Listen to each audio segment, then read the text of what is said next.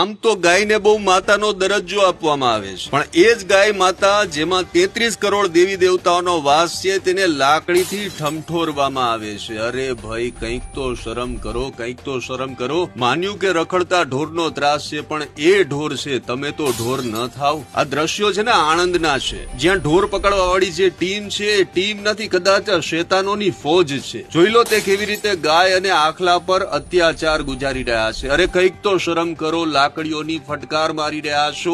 એ મૂંગું જનાવર છે, એ તો બોલી નથી શકવાનું. એને તમારું શું બગાડ્યું છે? ભાજપનું રાજ છે. ભાજપના રાજમાં તો ગાયોના સંરક્ષણની વાતો થાય છે, અને જુઓ આજ ભાજપના રાજમાં કેવી રીતે મૂંગા જનાવરો પર અત્યાચાર ગુજારવામાં આવે છે. રખડતા ઢોરથી અકસ્માતો થાય છે. ઘણી વખત લોકોના જીવ ગયાના દાખલા પણ બન્યા છે. પણ આ જ ઢોરને પકડી શકાય છે, પણ આવી રીતે અત્યાચાર ગુજારીને પકડવાનો તમને કોઈ અધિકાર નથી આપ્યો. ચૈત્રી નવરાત્રી હજુ પૂરું થઈ છે.